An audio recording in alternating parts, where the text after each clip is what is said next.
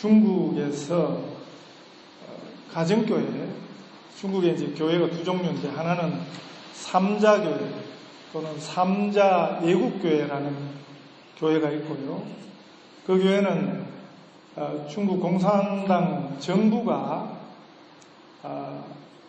실제로 교회를 행정 지휘하는 그런 공산당에 속한 공산당 아래에 있는 교회가 삼자 예국교회고요.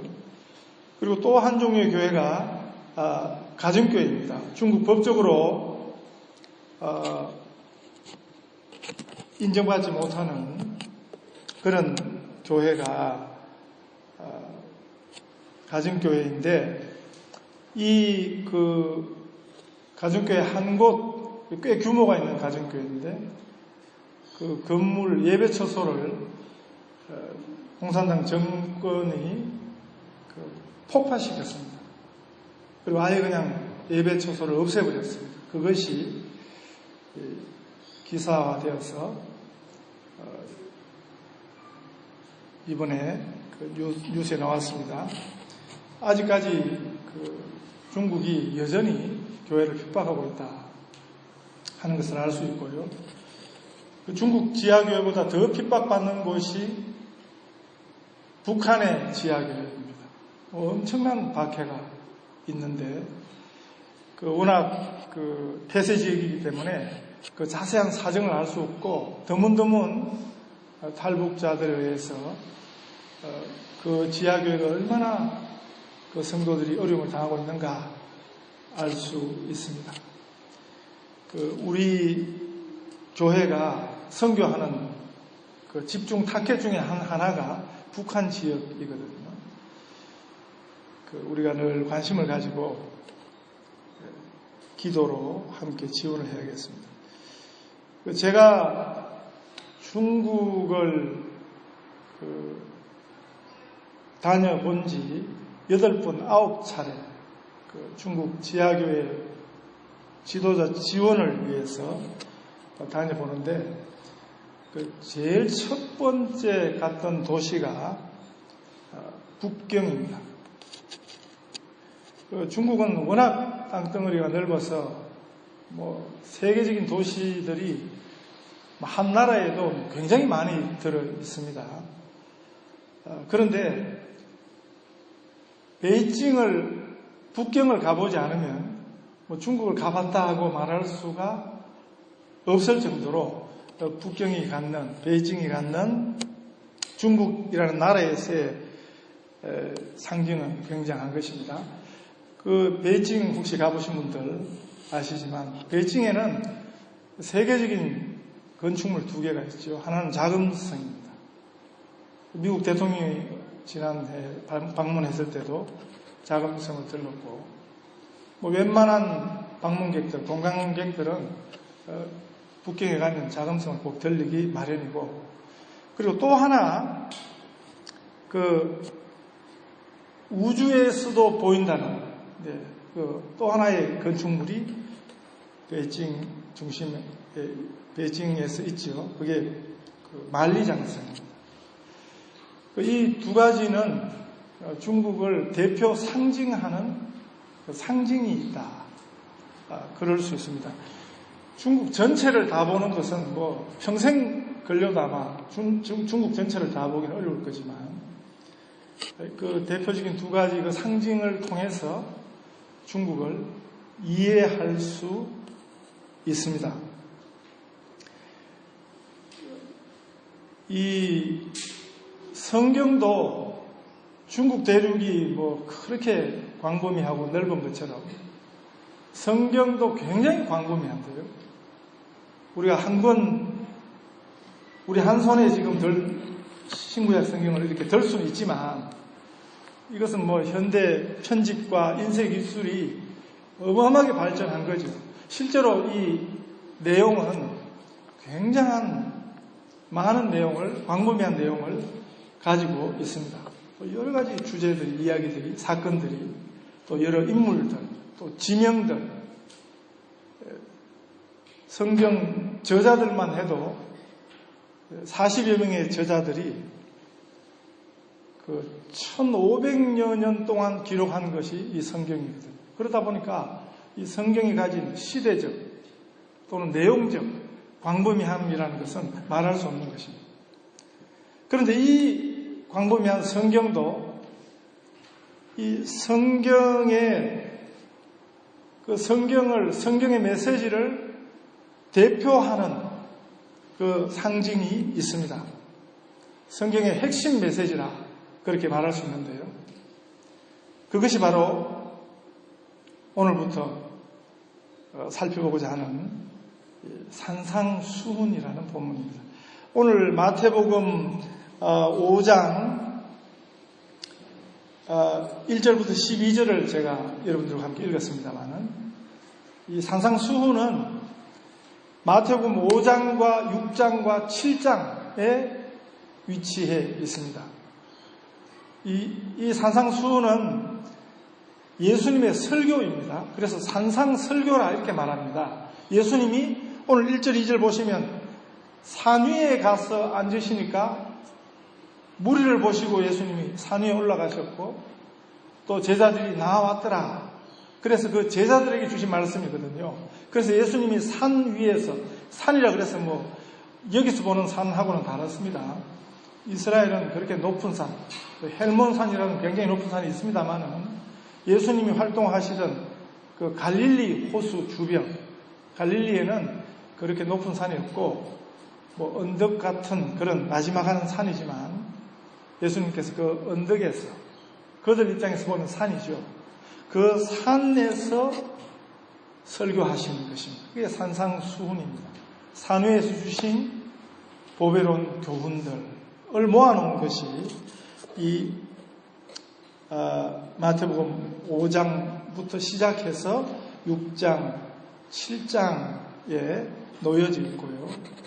이것이 복음서 다른 면에 예수님의 설교가 나옵니다마는 예수님의 가르치심에, 예수님 설교의 핵심이 바로 이 산상수훈입니다.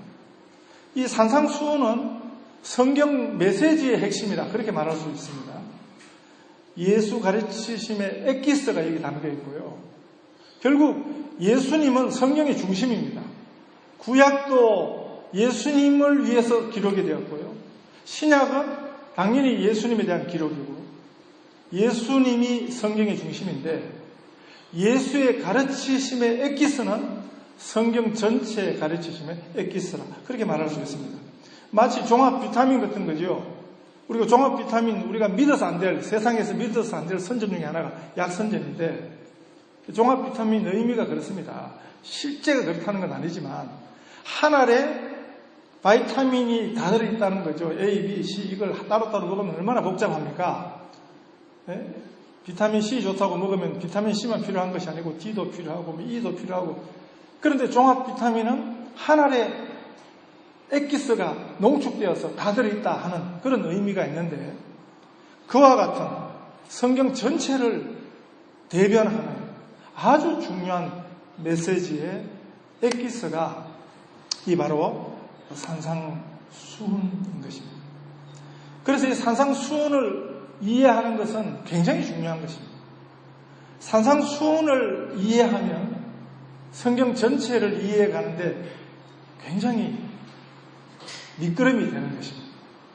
그런데 반대로 산상수훈을 오해하면 성경을 아무리 읽어도 성경을 오해할 수밖에 없는 그런 일들이 생기는 것입니다. 그만큼 산상수훈이 중요하다 하는 거죠. 제가 성경 300번 읽었다 하는 분 설교를 여러 편 들어봤습니다. 성경 300번 읽기가 쉽지 않습니다. 굉장히 어려워요. 성경을 300번을 읽는다는 것은 보통 일이 아니에요. 그런데 성경을 300번 읽었다 하는 그분의 설교에 허점이 너무 많습니다. 성경의 주요 메시지를 정작 놓치고 있더라고요.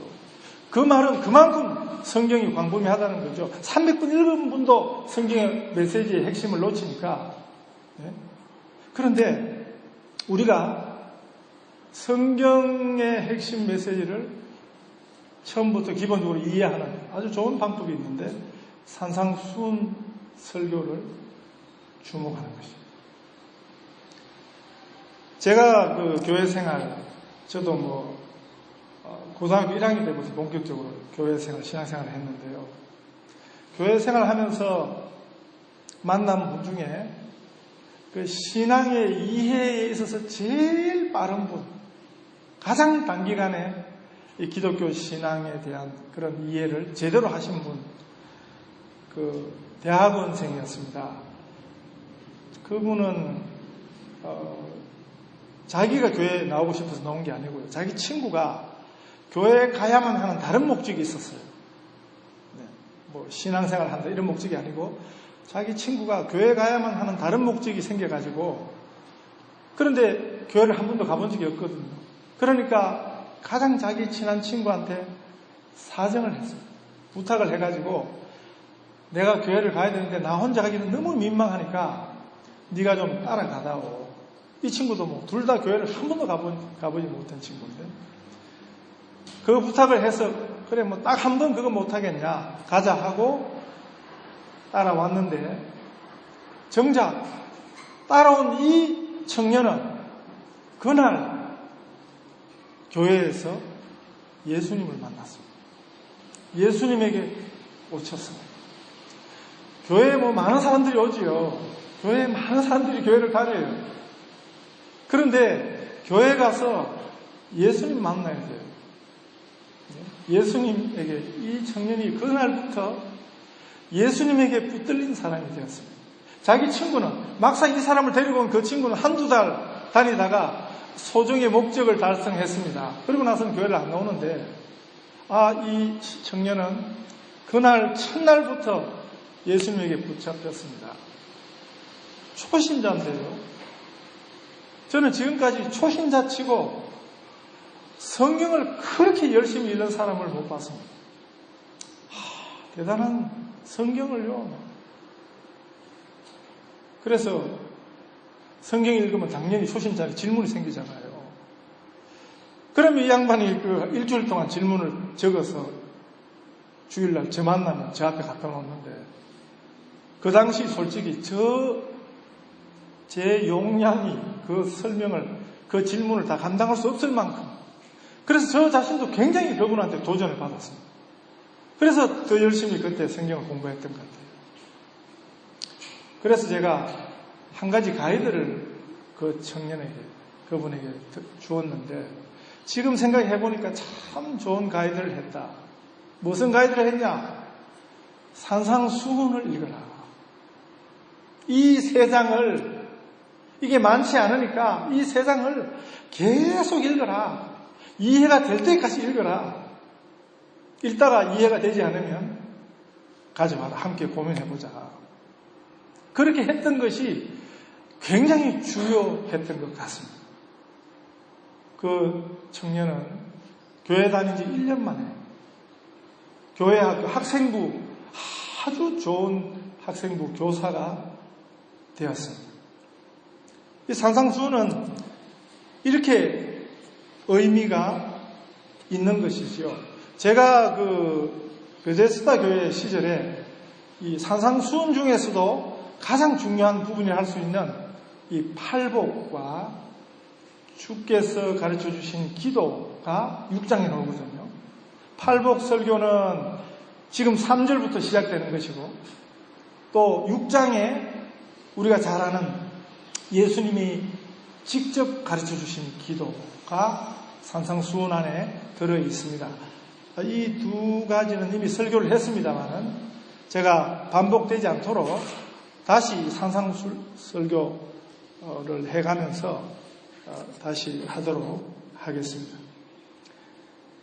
사사기 설교는 이 산상수훈 설교 마치고 다시 제가 게재하도록, 올 한 해 주일 설교 시작을 산상설교로 하는 것이 좋겠다, 그렇게 판단을 해서 오늘부터 시작을 하게 되었습니다. 이 산상수훈은요, 그 산상수훈에 대한 이해는 결국에는 성경 전체에 대한 이해거든요. 산상수훈을 잘못 이해하면 성경 전체 메시지를 잘못 이해합니다. 산상수훈을 바로 이해하면 우리 예수님 메시지의 엑기스를 바로 이해하니까 예수님을 바로 이해하고 예수의 말씀을 바로 이해하고 성경 전체를 바로 이해하게 되는 것입니다. 지금까지 수많은 사람들이, 수많은 학자들이 나름대로의 산상수훈에 대한 해석을 했습니다. 이해를 했어요. 잘못된 것이, 대표적으로 잘못된 것이 두 가지가 있습니다. 산상수훈에 대한. 하나는 뭐냐 하면 이 산상수훈에 예수님의 가르치심이 있거든요. 예수 교훈의 엑기스가 있거든요. 그런데 이 산상수훈은 천국 가는 조건이다. 이렇게 이해하는 이해가 있습니다. 이것을 해야지 천국을 갈 수 있다. 이렇게 이해하는 거죠. 율법적으로 이해하는 것입니다. 이 산상수훈을 이행해야지 천국 갈 수 있다.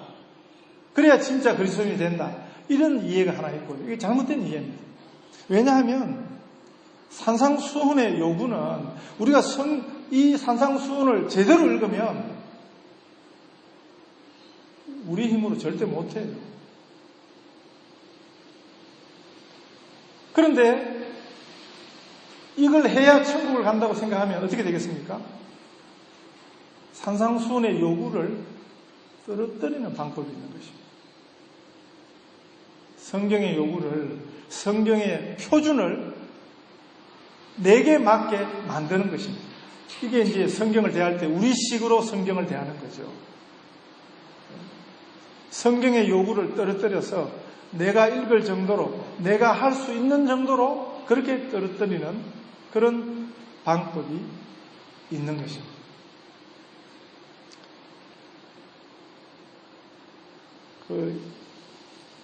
인도에 간디 수상이 있습니다. 아주 유명한 분이죠.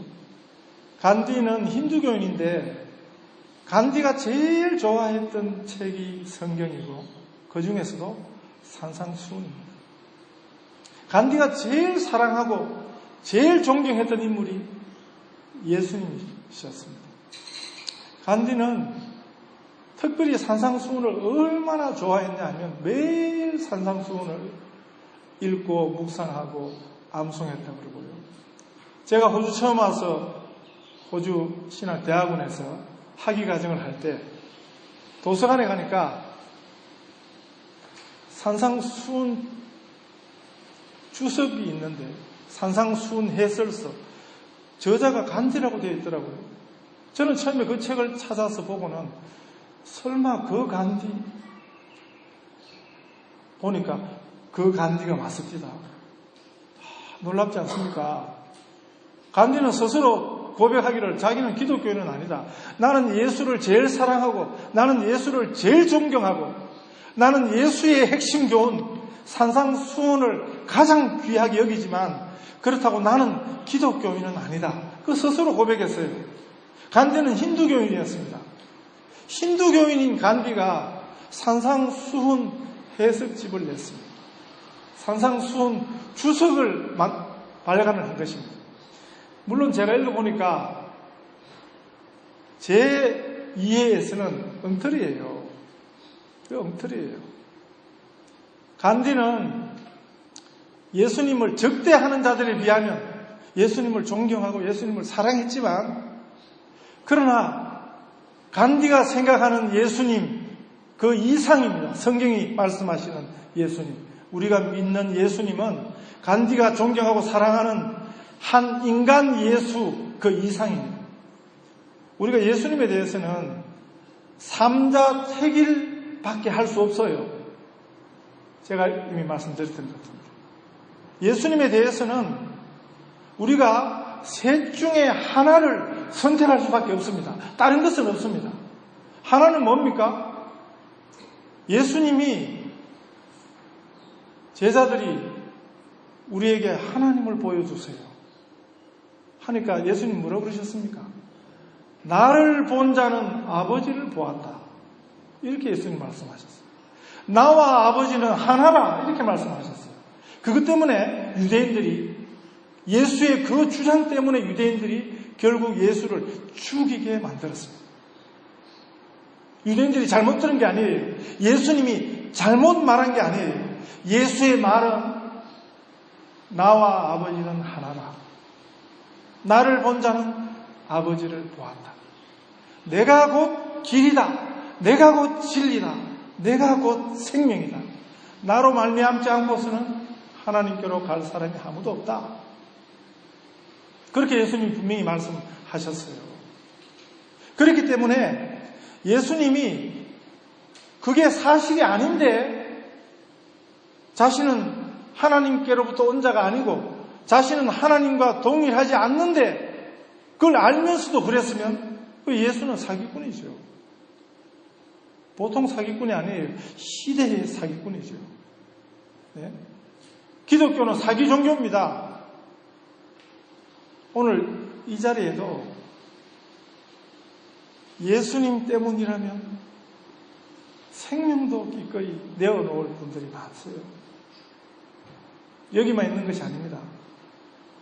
예수님 때문이라면 지금 교회 역사 속에서 지금 세계 각지에요. 예수 믿는다 하면서 이상하게 믿는 것들이 요즘 많아서 그렇지 너무나 신실한 그리스도인들이 참 많았습니다. 그런데 예수가 사기꾼이라면 이건 정말 큰일 날 일이죠. 또 하나의 가능성은 뭡니까? 예수님 스스로 몰랐다는 거죠. 아닌데, 사실이 아닌데 스스로 몰랐고 그거는 뭡니까? 예수가 미쳤다는 소리입니다. 자기는 아닌데, 하나님이 아닌데 하나님이라고 생각하고 하나님의 아들이 아닌데 하나님의 아들이라고 여기고 생각했다는 거예요. 그 말을 듣고 제자들이 생기고 교회가 생기고 그 말을 듣고 그걸 지키기 위해서 순교자가 생기고 최대 정신병자의 말을 듣고 기독교가 생겼다. 기독교 신앙이 그러면 바로 이런 것이 되는 것이고 그리고 또 하나는 뭡니까? 예수님이 말씀하신 그대로 믿고 받아들이는 것입니다. 하나님께로 오신 분, 하나님의 아들로 하나님은 빌립보 2장 5절에 보면 사도 바울이 그는 하나님의 근본 본체이시나 하나님과 똑같은 분이셨지만 우리를 구원하기 위해서 스스로 낮아지셨다. 이 땅에 오셨다. 하고 예수님을 찬송하고 있거든요. 그게 초기 교회, 기독교의 대표 찬송입니다. 예수님에 대한. 세 가지밖에 선택할 여지가 없는 것입니다. 간디는 아무리 예수를 존경했어도 위대한 인물로, 사랑하는 인물로 그거는 넌센스입니다. 그러니까 그렇게 열심히 정성을 다해서 읽었던 산상수훈을 간디의 해석은 틀렸습니다. 네, 너무 엉터리예요. 한편으로 좀 고마운 생각이 있지만 그러나 사실 냉정하게 간디의 기회가 되시면 한번 찾아보십시오. 간디의 산상수훈서는 너무 엉터리예요. 그런 잘못된 입장이 있는 거죠. 또 하나 산상수훈에 대한 잘못된 입장 하나는 이거는 불가능하다. 그래서 천국에 가면 가능한 이야기다. 이렇게 받아들이는 것입니다. 앞에 것보다는 그래도 성경을 진중히 읽은 거죠. 성경을 진중히 읽어보니까 이건 불가능하다. 이 땅에서는 이건 불가능한 일이다. 그래서 이것은 천국 가면 가능하다는 것을 천국 가면 이렇게 될 거라는 것을 예수님이 알려주셨다. 이렇게 받아들이는 입장도 있습니다. 이 둘은 다 틀린 것입니다. 왜 그러냐 하면 우리 예수님이 이렇게 말씀하시는데 현실성이 없는 이야기를 뜬구름 잡는 이야기를 예수님 말씀하셨겠습니까? 예수님 내게 오라 수고하고 무거운 짐진 자들아 다 내게로 오라 나의 멍에를 메고 내게 와서 나를 배우라 그렇게 예수님 말씀하셨는데요. 예수님은 절대로 우리를 기만하시는 분이 아닙니다. 기만이 뭡니까? 속이는 것이 뭡니까? 안 되는 것을 말씀하는 거죠. 아, 천국에 가면 된다. 그것도 속임인 것입니다. 사기인 것입니다. 그것도. 우리 현실에 우리 삶의 의미가 없다면 그게 무슨 진짜 복음이겠습니까? 죽었으나 힘이 있다면 그게 무슨 진짜 복음이겠습니까? 그건 마약과 같은 것입니다. 그런 복음은 그건 마약과 같은 것입니다. 그런 신앙은 그 마약과 같은 것입니다. 오늘 우리 기독교인의 신앙의 형태 속에서 이런 형태가 있습니다. 비현실적이에요. 신앙생활은 참 잘하는데, 교회생활은 참 잘하는데 사회생활 제로, 세상에서 어울리지 못합니다. 그냥 신앙이라는 것을 천국 가는 과정 속에 그냥 필요한 것으로 이해하는 것입니다. 그렇지 않습니다. 복음은 그렇게 무능한 것이 아닙니다. 복음은 우리를 기만하지 않습니다. 복음은 사실입니다. 복음은 실제입니다. 우리 삶에 현존하는 능력입니다. 하나님 나라는 지금부터 시작된 것입니다. 예수님께서 이렇게 말씀하셨습니다. 그래서 사실 그러면 산상수훈을 어떻게 이해하는가? 제가 오늘 행복회로의 초대라, 우리를 행복회로 초대하시는 말씀입니다.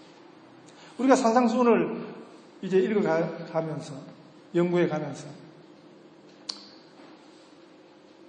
기본적으로 우리가 이해할 것은, 산상수훈은 예수님이 우리를 행복회로에 초대하신 말씀입니다. 이 행복회로의 초대는 뭡니까? 실현 가능한 행복입니다. 실제하는 행복입니다. 예수 그리스도 안에서 너희를 향하신 하나님의 뜻이 뭐라고 그랬습니까? 우리를 향하신 하나님의 뜻은 범사에 감사하는 것이라고 그랬거든요. 그런데 범사에 감사하는 것은, 범사에 감사하는 삶은 행복하게 잘 사는 것입니다. 우리가 행복하게 잘 살기를 우리 하나님께서 참 원하십니다. 그것 때문에 예수님이 십자가에 죽으셨습니다. 하나님께서 그것 때문에 자기 아들을 아끼지 아니하시고 우리를 위해서 내어 주셨습니다. 행복회로 초대하신 것입니다. 그래서 산상수훈은요, 첫 번 설교가, 산상수훈 설교 전체가 지금 설교를 모아놓은 것인데, 예수님의 가르침을 모아놓은 것인데, 첫 번 설교가 3절부터 시작되는데, 팔복에 대한 설교, 8가지 행복에 대한 설교입니다. 물론 이 행복은 우리식 행복하고 다릅니다. 우리가 생각하는 그 행복하고 다른 것입니다.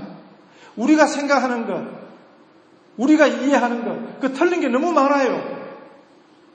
우리가 생각하고 우리가 이해하는 게 맞는다면 우리가 하나님이 별로 필요 없죠. 하나님이 말씀하시는 행복입니다. 예수님이 가르쳐 주시는 행복입니다. 이게 진짜 행복입니다. 이 행복으로 우리를 부르십니다. 초대하십니다.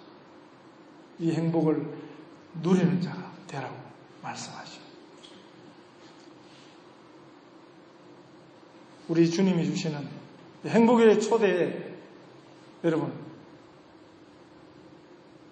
기쁨으로, 감사함으로 응하실 수 있기를 바랍니다.